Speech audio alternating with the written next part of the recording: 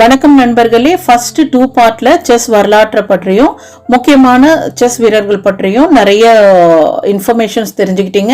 இப்போ இந்த ஃபைனல் பார்ட்ல rapid fire round, funny question, இன்றைய மற்றும் எதிர்கால செஸ் குறித்து பல சுவாரஸ்யமான விஷயங்களை பார்க்க போறோம். இந்த பார்ட்டை ஸ்கிப் பண்ணாம கடைசி வரைக்கும் ஃபுல்லா பாருங்க. வாங்க இந்த வரலாற்று பயணத்தின் இறுதி பகுதியை தொடங்கலாம்.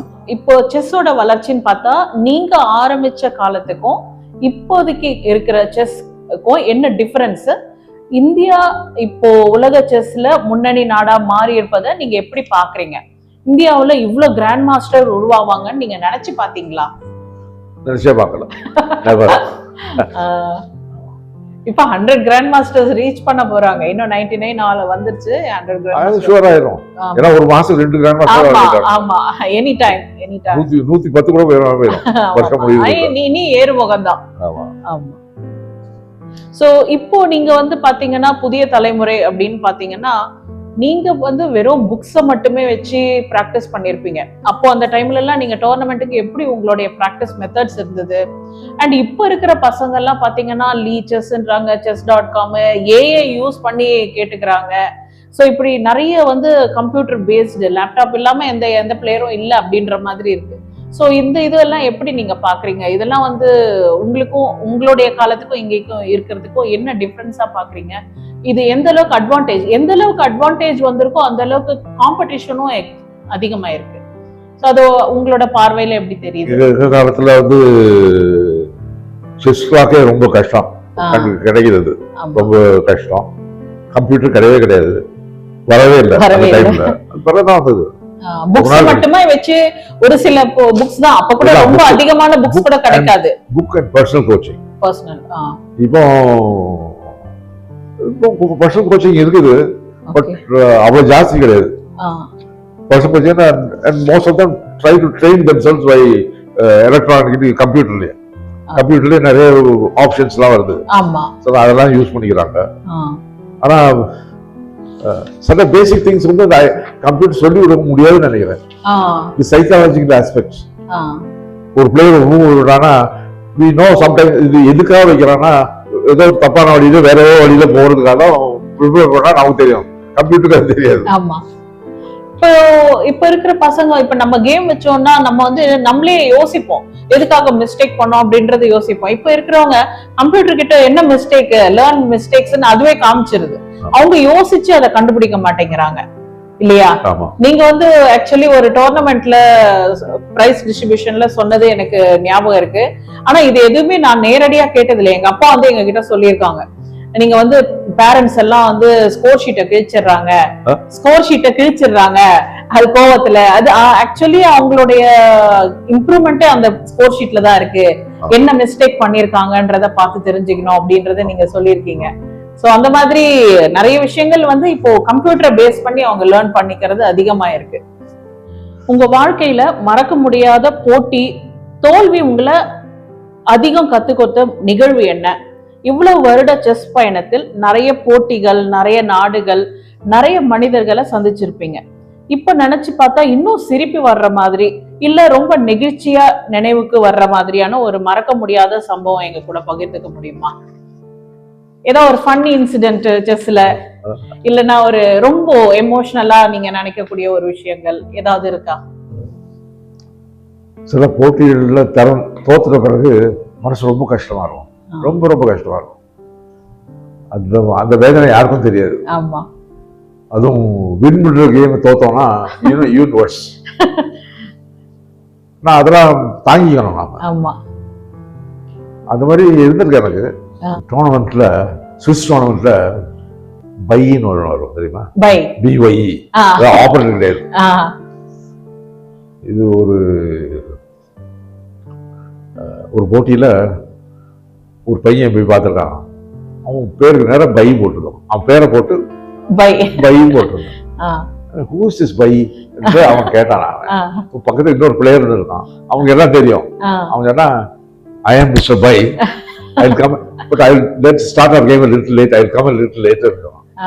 சொல்லிட்டு போயிட்டான். போயிட்டு அங்க போய் அவன் வேற கேம் விளையாடி முடிச்சுட்டு இங்க விட்டு இந்த பிளேயர் தோக்கடிச்சான். அப்ப அதான் மோசமான பிளேயர் தான் போய் கொடுப்போம், தோக்கடிச்சான். அதுபடி இந்த பிளேயர் ஸ்கோர் ஷீட் எடுத்துட்டு போவோம் கொடுக்குறதுக்கு. கொடுத்துட்டு ஐ லாஸ்ட் யாருக்கு லூஸ் பண்ண bye how can you lose to bye. அந்த காலத்துல ஒரு போட்டிலாம் அதே நாள் முடியாது, அடுத்த நாள் கண்டினியூ பண்ணுவாங்க. அப்போ சீல் மூவ்னு ஒண்ணு உண்டு. ஒரு மூவ் ஆமா நெக்ஸ்ட் மூவ் என்னன்னு சீல் பண்ணும், உள்ள எழுதி வைக்கணும். அது வந்து அடுத்த நாள் வந்து திறந்து பார்க்கும், ஓபனுக்கு தெரியாது நம்ம என்ன மூவ் வச்சிருக்கோம். சீக்ரெட் மூவ் சீல் மூவ் சொல்லுவாங்க, சீல் பண்ணிருப்பாங்க. ஒரு தடவை ஒரு போட்டியில ஒருத்தர் இது பாம்பேல நடந்த ஒரு ஓபன் டோர்னமெண்ட், ஒருத்தர் சீல் மூவ் என்வெலப் கொடுத்துருவாங்க, கொண்டாந்து கொடுத்துருக்காரு. அந்த ஆள் திருப்பி கொண்டாந்து கொடுத்துருக்காங்க. ஆனா குண்டா அதுதான் என்ன சீல் மூவ் என்ன இப்படி குண்டா இருக்கா, இல்லைன்னா பிஷப் மூவ் சீல் பண்ணிருக்காங்க, உள்ள பிஷப் இருக்கு. பேரண்ட்ஸுக்கு நீங்க சொல்லணும்னு நினைச்சா செஸ்ல குழந்தைங்களை எப்படி அறிமுகப்படுத்தணும், பெற்றோர்கள் செய்யும் பொதுவான தவறு என்ன, வெற்றியை விட கற்றலுக்கு முக்கியத்துவம் ஏன், கிளாஸ்ல சேர்க்கும் போதே இப்ப எல்லாம் பசங்களை வருவானா இவன் பெரிய லெவல்ல பிளேயர் ஆயிடுவானா அப்படின்னு கேட்டுன்னு தான் வராங்க. சோ அந்த மாதிரியான பேரண்ட்ஸுக்கு நீங்க என்ன மாதிரி சொல்லலாம்? நான் ஒரு நாள் நான் சொல்ல மாட்டேன் நல்லா வருவான் மோசம் ஒண்ணுமே தெரியாது. காரணம் தான் சொல்லணும். நீ எவ்வளவு ட்ரை பண்றது, உனக்கு எவ்வளவு புத்தி இருக்குதோ, எவ்வளவு உனக்கு ஆர்வம் இருக்கோ இல்ல, அதை பொறுத்து தான் இருக்குது. சில பெற்றோர் வந்து ப்ரெஷர் பண்ணுவாங்க பிள்ளைங்க. இப்ப எங்க அக்கறையில் உள்ள ஒரு நல்ல பொண்ணு ஒரு தீவிர நல்லா விளையாடுவா, ஆனா அவங்க அப்பா வந்து என்ன இப்படி விளையாடுற அப்படின்னு திடீர் இருக்கு. நான் சொன்னேன், ஆர்த்தி ராமசாமின்னு ஒரு வேற இருந்தா, அவன் வந்து அண்டர் 17 நேஷனல் சாம்பியன்ஷிப் இம்பால்ல நடந்தது. அப்போ அங்க போயிருந்தா, அவங்க அப்பா பேரு ராமசாமி. அவர் வந்து எனக்கு கூட கல்வியா இருந்தாரு, தமிழ்நாடு அரசு நான் செக்ரட்டரியா இருக்கும்போது அவர் ட்ரெஷரா இருந்தாரு. அவர் வந்து தினமும் ஃபோன் பண்ணி கேட்பார், மணிப்பூர் போயிருக்கா விளையாடுறதுக்கு, இம்பால்ல டோர்னமெண்ட் மணிப்பூர் போயிருக்கா, தனியாக தான் போயிருக்கா, தமிழ்நாடு டீமோட போயிருக்கா, அண்டர் 17 நேஷனல் சாம்பியன்ஷிப் அதை வின் பண்ணிட்டா. ஆனா அன்னைக்கு ஒரு நாள் கேட்டிருக்காரு, தினமும் ஃபோன் பண்ணி கேட்பாங்க எப்படி பொண்ணு தனியா போயிருக்காரு, எப்படி பேசுறது, நான் தோத்துட்டேன் டாடி அப்படின்னு சொல்றான். வெரி குட்னாரா, என்ன டாடி நான் தோத்துட்டேன்னு சொன்னேன், வெரி குட் சொல்லி தெரியுமா கேட்டுச்சு, டுமாரோ யூ வில் வின் அப்படின்னா. அதே மாதிரி she won national championship win பண்ணா, அங்க போய் வேர்ல்டு அட்வைஸ் வின் பண்ண WM ஆயிட்டா, அது WGM ஆயிட்டா. அதான் you have to encourage your children by pacing them. சும்மா வந்து அவங்களை தொலைச்சிக்கிட்டே இருக்கக்கூடாது. ஆனா சில பிள்ளைங்க வந்து மட்டமா இருக்கும், அது ஒண்ணும் பண்ண முடியாது. நம்ம அது வேற வேற ரூட்ல செலவு போகும், அது பெற்றோருக்கு தெரியும் எப்படி அவங்களை கூட்டு போகணும், நமக்கு தெரியாது. ஆனா கூடி மட்டும் டிஸ்கரேஜ் பண்ணக்கூடாது பிள்ளைங்க. அவர் டர்னர் போடும்போது அவர் தட்டி கொடுக்கணும், தோக்கும் போது கூட இருக்கணும், பரவாயில்ல நாளைக்கு வின் பண்ணலாம் அப்படின்னு தட்டி கொடுத்துதான். ராமசாமி சொல்றது எனக்கு எப்பவும் ஞாபகம் தெரியுமா, அவரை தெரியும். இந்தியா உலகின் நம்பர் 1 செஸ் நேஷன் ஆகுமா?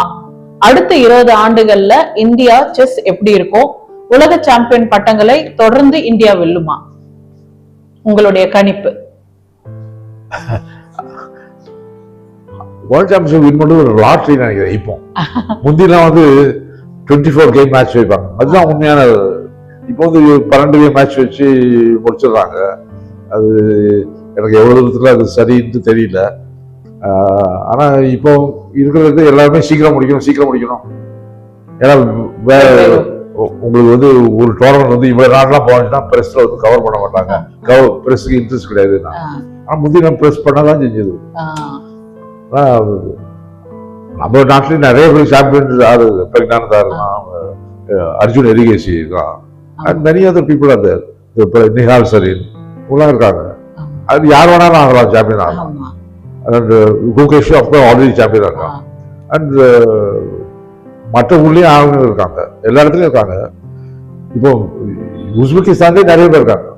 உஸ்பெகிஸ்தான்ல இந்த சிந்தராவ் கூட விளையாடுறான், சிந்தராவ் கூட இன்னொரு தேடுறான், அவனும் as good as Sindarov. So யார் சாம்பியன் ஆகும் நம்ம சொல்ல முடியாது. அது நீங்க 12 கேம் வச்சுக்கீங்க, it's only a lot. It should be longer and slower. Okay. உங்க ஆரம்ப காலத்துல பெண்கள் செஸ்ஸில் பங்கேற்பது மிகவும் குறைவாக இருந்தது. அந்த காலத்துல அவங்களுக்கு இருந்த சவால்கள் என்ன? இன்னைக்கு இப்போ நிலைமை மாறி இருந்தாலும் இன்னும் பெண்கள் அதிகமாக முன்னேற என்னென்ன மாற்றங்கள் தேவைன்னு நீங்க நினைக்கிறீங்க? உங்க ஆரம்ப காலத்துல இருந்து இன்னைக்கு வரைக்கும் இருக்கிற மகளிர் செஸ்ல நிறைய மாற்றங்களை பார்த்திருப்பீங்க. அந்த காலத்துல பெண்கள் செஸ் விளையாடுறதுக்கு என்னென்ன சவால்கள் இருந்தன? அப்போது உங்களுக்கு நினைவில் இருக்கும் மகளிர் வீராங்கனை யாரு? இன்னைக்கு பெண்கள் அதிக அளவில் அதிகமாக சாதிக்க உங்கள் பார்வையில் என்னென்ன செய்ய வேண்டும்? உமன்ஸ் செஸ் பத்தி கேட்கிறேன். அப்ப இருந்த சேலஞ்சஸ் இப்ப நிறைய மாறி இருக்கு. முன்னைய விட இப்ப பிளேயர்ஸ் எப்பவுமே வந்து பாத்தீங்கன்னா ஒரு 50 மேல் பிளேயர்ஸ் இருந்தாங்கன்னா ஒரு 1 or 2 ஃபீமேல் பிளேயர்ஸ் தான் இருப்பாங்க. இப்போ ஓரளவுக்கு அது மேபி ஒரு 50 இருக்காங்கன்னா ஒரு 10 மாறி இருக்கு அப்படின்னு சொல்லலாம். ஆனா முழுசா மாறல. எல்லாத்துலயுமே லேடிஸ் கொஞ்சம் சேலஞ்சஸ் ஃபேஸ் பண்ணி தான் வர வேண்டி இருக்கு. தமிழ்நாட்டுல வந்து எல்கே கங்கா பையனோட கங்கா அவங்க head mistress of school and ரொம்ப senior person and very well respected and good coming from chess family அவங்க இருக்காங்க. But she was not calibre of winning the national championship. National championship win பண்றதுக்கு அவங்களுக்கு அந்த சக்தி திறமை கிடையாது. அதே டைம்ல you also had that Khadilkar sisters அந்த மாதிரி அவங்க வந்து வேலைக்கு சேர்ந்த பிறகு ஓஎன்ஜிசியில சேர்ந்தாங்க. அதுக்கப்புறம் ஜாஸ்தி ஒன்றும் ஸ்ட்ரைன் பண்ணல. நீங்க ஒரு மேகசைனும் நடத்திட்டு இருந்தீங்க இல்லையா? பல வருஷமா நடத்திட்டு இருக்கீங்க செஸ்மேட். அத பத்தி ஏதாவது சொல்ல முடியுமா? இது still only magazine in India. இல்ல இங்கிலீஷ் லாங்குவேஜ்ல இதுதான் ஒண்ணு. தமிழ் ஹிந்தில என்ன ஒன்று இருக்கு. ஓகே. சத்ரஞ்ச் அப்படின்னு ஒரு மேகசின் இருக்கு. இண்டோர்ல இருந்து வருது. ஓகே. இண்டோர். அது எல்லாம் ஹிந்தில தான் இருக்கும். அது ஓகே. அது they are doing a fairly good job. Okay. And ஏசியால probably we are the only one now. Okay. ஏன்னா அப்பப்போ வரும், பிலிப்பீன்ஸ்ல இருந்து வரும், மலேசியால இருந்து வரும், எல்லாம் மூடிடுவாங்க. பட் நம்ம வந்து ஏசியால probably only magazine. Okay. And எங்களுக்கு அட்வர்டைசிங் வந்து only major 2 things. ஒன்று வந்து டாக்டர் மாணிக்கம், தமிழ்நாடு அசிஸ்டன்ட் பிரசிடென்ட். இன்னொன்று வந்து Venkatrama, PR வெங்கட்ராமராஜா, Ramco systems chairman. அவங்க 2 பேரும் செஸ் பிளேயர்ஸ். அவங்க 2 பேரும் தான் அட்வர்டைஸ்மெண்ட்ஸ் கொடுக்குறாங்க எங்களுக்கு. அண்ட் நாங்கள் இன்டர்நெட்லாம் வந்த பிறகு I think many people they don't read. இந்த இன்டர்நெட்ல போய் இந்த மொபைல்ல போய் பார்த்துறாங்க என்னெல்லாம் இருக்கு. பட் எங்களுடைய காலத்துல எல்லாம் நாங்க உங்க புக்ஸ் வச்சுதான் நாங்க பிராக்டிஸே பண்ணுவோம். நானும் வெங்கடேஷ் எல்லாம் அந்த புக்ஸ் கிடைக்கும், அதை வச்சுதான் போர்ட்ல வச்சு நாங்க பிராக்டிஸ் பண்ணுவோம். அது பெரிய அளவிலான ஒரு மெட்டீரியலா இருந்தது எங்களுக்கு. அது ஒரு பேஷன் உங்களுக்கு, அதை நடத்தணும் அப்படின்ட்டு. அது நிறைய அனாலிசிஸ் கொடுக்குறோம். அது வச்சு பாத்தீங்கன்னாலே it will be worth. ஆமா, lot of things are there.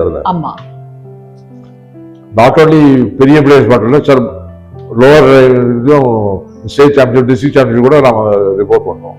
இப்போ இந்த தூத்துக்குடி சேர்ந்த 12 வயசு girl Tamil Nadu state women champion win பண்ணியிருக்கா, தன்யஸ்ரீ. அதெல்லாம் போட்டுருக்கோம், கவர் பண்ணிருக்கோம். ஓன்லி ஆனந்தம் வைஷாலி மட்டும் இல்ல, மற்றவங்களையும் கவர் பண்ணுவோம், எல்லாரையுமே. சோ இப்போ ரேபிட் ஃபயர் ரவுண்ட்.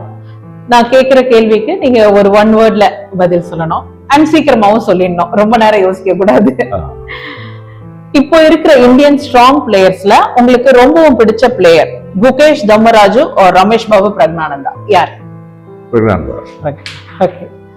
இப்போ இருக்கிற உமன் பிளேயர்ஸ்ல உங்களுக்கு பிடிச்சவங்க யாரு? திவ்யா தேஷ்முக். உலக அளவுல எல்லா காலத்திலயும் உங்களுக்கு ரொம்பவும் பிடிச்ச செஸ் வீரர், all time favourite? Bobby Fischer. யாருடைய கேம நீங்க ரொம்ப ரசிச்சு பார்த்திருக்கீங்க? ஓகே. உங்களுக்கு பிடிச்ச chess opening? E4. Okay. Chess பிளேயரா இருக்கிறது பிடிக்குமா, செஸ் கோச்சா இருக்கிறது பிடிக்குமா? எதை சூஸ் பண்ணுவீங்க? கோச். ஓகே. ஒரு வார்த்தையில விஸ்வநாதன் ஆனந்த் அவர்களை பத்தி ஏதாவது சொல்லணும்னா என்ன சொல்வீங்க? Great talent. ஓகே. ஒரு வார்த்தையில இந்திய செஸ்ஸோட எதிர்காலத்தை எப்படி வர்ணிப்பீங்க? Like excellence. உங்களுக்கு பிடிச்ச favourite book? Judgment and Planning in Chess. நீங்க மதிக்கிற ஒரு செஸ் பிளேயர், அதாவது கேரக்டர் வைஸ் இவங்க ரொம்ப நல்ல குணம் அப்படின்ற மாதிரி ஏதாவது இருந்ததுன்னா, இல்ல உங்களுக்கு ரொம்ப ஸ்பெஷலா ஃபீல் பண்ற ஒரு chess player? Bobby Fischer. Bobby Fischer. உங்களுடைய ஃபேவரட் மேட்டிங் மூவ் அப்படின்னு பாத்தீங்கன்னா, லைக் இல்லைன்னா உங்களுக்கு பிடிச்ச மாதிரியான மூவ்? பிஷப் எச்7 என்னோட கேம்ல அதிகமா வரும், நைட் d5 அவுட் போஸ்ட் நான் நிறைய பண்ணுவேன், அந்த மாதிரி ஏதாவது ஒரு ஸ்பெஷல் மூவ்ஸ் ஏதாவது இருக்குங்களா? Knight manoeuvres. Knight manoeuvres, okay. உங்களுடைய favourite time control, classical, rapid, blitz, இதுல எது? கிளாசிக்கல். Classical, okay. எந்த பீஸ் ரொம்ப பிடிக்கும்? ஒயிட் பீஸா பிளாக் பீஸா? எதுல ஃபேவரட் நீங்க? Black. Attack or defence? Attack. Chess போர்ட்ல உங்களுக்கு ரொம்ப பிடிச்ச பீஸ் எது? செஸ் போர்ட்ல உங்களுக்கு ரொம்ப பிடிச்ச பீஸ், ஃபேவரட் பீஸ்? நதிங், எல்லாமே ஃபேவரட் தான். ஓகே. நீங்க திரும்பவும் 20 வயசா மாறிட்டீங்கன்னா செஸ் திரும்பி சூஸ் பண்ணுவீங்களா? நோ. நோ. ஓகே. செஸ் வாழ்க்கைய ஒரே வார்த்தையில நீங்க சொல்லணும் அப்படின்னா, செஸ் லைஃப ஒரே வார்த்தையில நீங்க சொல்லணும்னா என்ன சொல்வீங்க? All consuming passion. Passion, okay. உங்களுடைய கேம் ஸ்டைல பத்தி நீங்க சொல்லணும்னா, மிடில் கேம் ஸ்ட்ராட்டஜி உங்களுக்கு எப்படிப்பட்டதா இருக்கும்? எப்பவுமே நீங்க வந்து எண்ட் கேம் ரீச் ஆகணும்னு நினைப்பீங்களா, இல்லனா மிடில் கேம்லயே அவங்கள மேட் பண்ணிடணும் அந்த மாதிரி ஏதாவது பிளானிங்ல விளையாடுவீங்களா? உங்களுடைய ஸ்ட்ராட்டஜி எப்படி இருக்கும்? உங்களோட பிளேயிங் ஸ்டைல் எப்படி இருக்கும் ஜெனரலா? Universal style. ஏன்னா அங்க யூ கேனாட் ப்ரீ டிட்டர்மின் இது எண்டிங்ல போய் வின் பண்ணுவாங்க. கேம் எப்படி டெவலப் ஆகும் அதுக்கு அந்த மாதிரி you do the best you can. But ஜெனரலா நீங்க எதுலயாவது ஃபேவரபிளா உங்களுக்கு கம்ஃபர்ட்டபிளா ஒரு சில ஏரியாஸ் இருக்கும் இல்லையா? எனக்கு எண்ட் கேம் போயிட்டா கொஞ்சம் நான் ஈஸியா வின் பண்ணிடுவேன் அப்படின்ற மாதிரி எல்லாம் இருக்கும். Any stage you should try to win. Okay. Middle game you can try to win sometime. முடியலன்னா end game போறோம். அது முடியலன்னா தான் அங்க போறோம் end game. Okay, okay. So இவ்வளவு நேரம் உங்களுடைய செஸ் பயணம், சாதனைகள், அனுபவங்களை பத்தி பேசணும். இப்ப கொஞ்சம் லைட்டா சுவாரஸ்யமான ஒரு சில கேள்விகள் கேட்கலாமா? ஒரு சின்ன ஃபன் ரவுண்ட் மாதிரி, கற்பனை கலந்த சில கேள்விகள். 1960sல நீங்க மெக்னஸ் கால்சனை சந்திச்சிருந்தீங்கன்னா யார் ஜெயிச்சிருப்பாங்கன்னு நினைக்கிறீங்க? நீங்க தான். ஓகே. ஒரு ட்ரீம் மேட்ச் அப்படின்னா, இப்போ உங்களை வந்து ஒரு போட்டி வைக்கலாம், உங்களுக்கு ஒரு வேர்ல்ட் சாம்பியன்ஷிப் மேட்ச் வைக்கிறாங்க இல்லையா, அந்த மாதிரி ஒரு மேட்ச் வைக்கலாம்னா நீங்க எந்த பிளேயரை சூஸ் பண்ணுவீங்க? கேப்பபிளாங்கா இருக்கலாம், அலிகைன் இருக்கலாம், அந்த மாதிரி உங்களுக்கு யாராவது ஒருத்தர் கூட விளையாடணும்னு ஒரு ஒரு காம்படிஷன் வைக்கிறாங்களா, யாரை நீங்க சூஸ் பண்ணுவீங்க? நாசிர் அலி. ஓகே. அகைன் இன்னொரு இமேஜினரி क्वेश्चन. ஒரு செஸ் சூப்பர் பவர் உங்களுக்கு வந்துருச்சு, ஒரு சூப்பர் பவர் வந்துருச்சு உங்களுக்கு, ஓகேங்களா? சோ நீங்க ரொம்ப ஒரு டோர்னமெண்ட்ல ரொம்ப எல்லா பிளேயருக்குமே ஒரு அன்டாலரபிள் டிஃபீட்டா இருக்கும். டிஃபீட்டர் ரொம்ப எப்படின்னா, இந்த கேமை நான் தோத்தது ரொம்ப என்னால மறக்கவே முடியல அப்படின்ற மாதிரி ஒரு கேம், பர்டிகுலர் கேம் இருக்கும். உங்களுக்கு ஒரு சூப்பர் பவர் கிடைக்குதுன்னு வச்சுக்கோங்க. சோ நீங்க அந்த கேமை போய் மாத்தணும்னா என்ன மாதிரி, எந்த கேம எந்த சிச்சுவேஷன்ல நீங்க அதை மாத்துறதுக்கு நினைப்பீங்க? அகைன் நாசிர் அலின்னு சொல்லாதீங்க, வேற யாராவது சொல்லுங்க. ஆனந்த் கூட. ஆனந்த் கூட 3 தடவை தோத்துருக்காங்க. அவர்கிட்ட விளையாடின கேம நீங்க சரி பண்ணணும்னு நினைப்பீங்க. Okay. Again final funny question. Magnus Carlsen, Gukesh, Praggnanandhaa and Viswanathan Anand sir, இவங்க 4 பேரும் சேர்ந்து உங்களை சைமல்டேனியஸ் எக்ஸிபிஷன் விளையாட கூப்பிடுறாங்க. இது இமேஜினரி क्वेश्चन தான். கூப்பிடுறாங்க உங்களை, நீங்க ரெடி அப்படின்னு சொல்வீங்களா, இல்ல யோசிச்சு சொல்றேன்னு எஸ்கேப் ஆயிடுவீங்களா? எஸ்கேப் ஆயிடுவீங்க. Okay, okay, super sir, super. இந்த பேட்டிய 100 ஆண்டுகளுக்கு பிறகு ஒரு சின்ன பையன் பாக்குறான் அப்படின்னா அந்த குழந்தைக்கு நீங்க சொல்ல வேண்டிய வாழ்க்கை பாடம் என்ன? ஒரு பையன் வந்து உங்களை நீங்க அவனுக்கு சொல்லணும்னு நினைச்சீங்கன்னா ஏதாவது ஒரு விஷயம், லைஃப் லெசன் அப்படின்னு இருக்குன்னா, உங்களுடைய full life, not only chess, எல்லாத்தையும் சேர்த்து ஒரு சின்னதா ஒரு லைஃப் லெசன் சொல்லணும்னு நினைக்கிறீங்க அப்படின்னா என்னவா இருக்கும்? நல்லா யோசிக்கணும். திங்க் பண்ண மாட்டாங்க, அதான் ப்ராப்ளம் உலகத்துக்கு. Analyse, thinking. ஆமா, think. Just you have to think.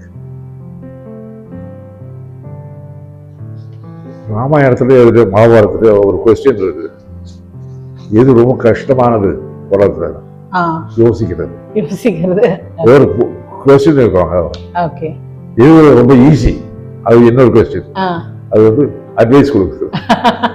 Advice கொடுக்கிறது.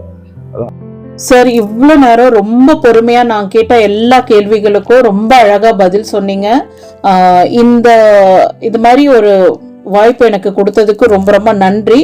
அதாவது பாபி ஃபிஷர், மைக்கேல் டால், போரிஸ் பாஸ்கி, போட்வினிக், இப்படி விஸ்வநாதன் ஆனந்த் சார், இப்படி எத்தனையோ ஜாம்பான்களை பற்றி நீங்கள் சொன்னது ரொம்பவே யூஸ்ஃபுல்லாகவும் இருந்தது, இன்ட்ரெஸ்டிங்காகவும் இருந்தது. இந்த பேட்டியோட நினைவாகவும் அண்ட் ஆல்சோ நீங்கள் செஸ்ஸில் பங்காற்றியதற்கு ஒரு சின்ன நினைவு பரிசு நான் கொடுக்கணும்னு நினைக்கிறேன். ப்ளீஸ் இதை ஏற்றுக்கோங்க. கிறிஸ் செஸ் அகாடமி சார்பில் இந்த நினைவு பரிசு உங்களுக்கு. இது உங்களுக்கு பிடிச்சிருக்கோன்னு நினைக்கிறேன். ப்ளீஸ் இதை ஏற்றுக்கோங்க சார். இது ஒரு சின்ன கிஃப்ட் அங்கிள், ஓபன் பண்றீங்களா?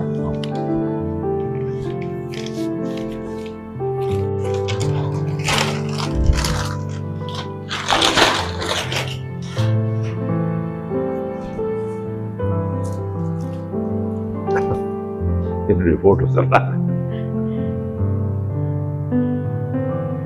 Chris chess academy. நண்பர்களே, இந்த வீடியோ உங்களுக்கு பிடிச்சிருக்கும்னு நினைக்கிறேன். பிடிச்சிருந்ததுன்னா கண்டிப்பா ஒரு லைக் பண்ணுங்க, உங்க கருத்துக்களை கமெண்ட்ல சொல்லுங்க, உங்க நண்பர்களுக்கும் ஷேர் பண்ணுங்க. இது போன்ற சுவாரஸ்யமான நேர்காணல்களுக்கு நம்ம கிறிஸ் செஸ் அகாடமி யூடியூப் சேனலை சப்ஸ்கிரைப் பண்ண மறக்காதீங்க. மீண்டும் ஒரு புதிய பயணத்தில் சந்திப்போம். நன்றி, வணக்கம்.